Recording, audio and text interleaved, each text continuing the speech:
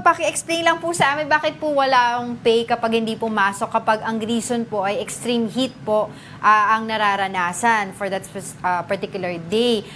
Of course, a lot of people are saying, isn't this a violation of their labor rights? Opo, no, meron po tayong principle na a fair day's wage for a fair day's work po. Right. Kapag wala pong trinabaho, wala rin pong obligation to pay the wage. Hindi po yan violation ng labor rights, no? Dahil meron naman po leave credits po tulad ng mga sick leave or vacation leave na pwede pong ma-avail, no? Ang isang empleyado po na pag nag-file po ng leave ay meron po siyang wage kahit po hindi po siya nag-render ng work. Kaya po tayo nagpa-file ng available leave credits para po kapag di po tayo pumasok, hindi rin po tayo makakaltasan ng sa. Same principle din po yan kapag ang empleyado ay hindi po pumasok due to hot weather. Yes, attorney, no, kasi in some instances, for example, let's take into account mga construction workers, pag bumagyo po or may calamity po nangyayari at di sila makapasok, meron usually at napilitan silang pumasok, usually meron tinatawag silang hazard pay. In this case, pwede po pag-aralan ba na if they work in temperatures na umaabot na 40 degrees, 39, may additional na pwedeng idagdag sa kanilang sweldo in form of hazard pay or additional allowances? Opo, no? Pwede po yung ibigay ng management. Ang tinatawag po natin dyan is management prerogative. No? The company might opt to give higher benefit compared to the standards mandated by law. No? However, ano po yan? Diskresyo nila no? Initiative po yan ng employer, no, to implement a scheme to incentivize their workers to work despite extreme heat po in this case. Na pwede po gawin ito ng kumpanya, yung management prerogative po na tinatawag natin, no? Wala naman pong ipinagbabawal sa ating batas na magbigay ng mas mataas na benepisyo po kaysa sa nakatakda po under our labor laws. Yes, of course, attorney, I was also asking, kung pwedeng incentive, sabi mo, prerogative ng management. If pumasok nga siya at because of the heat, let's say, nagkaroon ng heat stroke or may masamang nangyari, no? Kanino pong liability ito? Pag ganyan na po, dapat po meron pong mga, kasi hindi rin po natin may iwasan yung mga ganyang pangyayari. Pero dapat po may ini-implement po ang ating mga companies na mga control measures, no?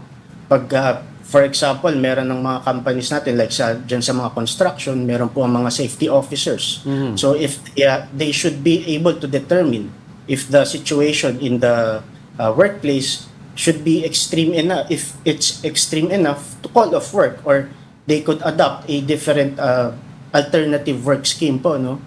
So pag may ganyan po at hindi po nag-implement ng mga safety measures ang isang kumpanya, maaari po silang ma-hold liable dyan po sa isang insidenteng tulad po ng inyong nabanggit. Oo. Pero attorney, I understand nga po, na-explain nyo naman sa amin kanina na meron namang mga leaves na pwedeng i-file ang mga workers kung gusto nilang umabsent dahil nga dito sa extreme heat. But this extreme heat that we are experienced recently is, I don't know if you would agree with me, is unprecedented. Ano? So I was wondering kung meron po ba kayong plano in DOLE to review the labor code and check, baka po pwede na pong isingit itong extreme heat as part of the, kumbaga pwede nilang gawin na dahilan na hindi pagpasok sa work, na hindi po sila babawasan sa trabaho.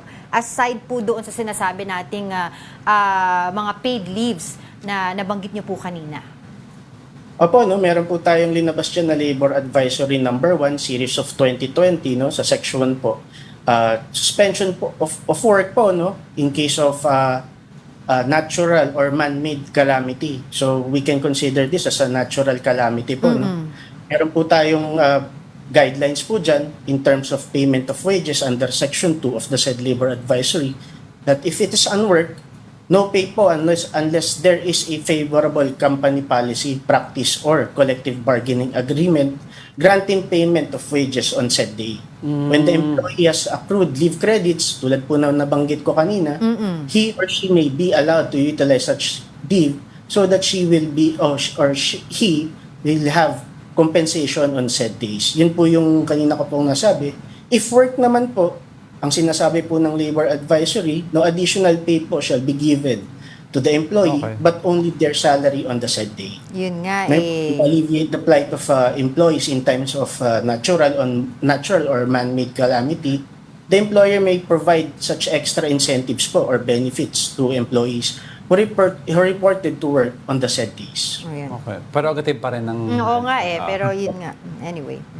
Oh. Pero I was But wondering, of course, ma'am, we are reviewing it as of now just because of this extreme kasi it's conditions. different. Yes, Kasi- pero attorney, for more clarity, no, and para malaman ng mga workers natin, kababayan natin, ano ang mga entitled sa kanila, especially now that we have El Nino, then approaching La Nina, climate change is affecting everything. How can they get in touch, or ano pa ang mga programa ng DOLE na meron na pwede i-provide sa mga labor force natin? Opo, no, nagka-conduct po tayo ng mga labor and employment education services, no. Binibigay po natin yung mga relevant labor laws and social legislations in order for them to know their rights, no. Pagdating po dito sa sa extreme nagko-conduct po ang ating mga labor inspectors ng mga inspection kung meron po bang provisions like ventilation, control measures po, adjustment of rest break if ever applicable, meron silang company policies, if they are providing protective equipments, provisions of adequate drinking water po, no, and the Yeah. information campaign to procedures to address these extreme conditions po. Alright. alright, sige. On that note, maraming salamat po sa inyong oras. Attorney Carlo Casabaran, Chief of the Policy and Program Development Division ng DOLE. Thank you so much for your time. Thank you po. Mabuhay po kayo.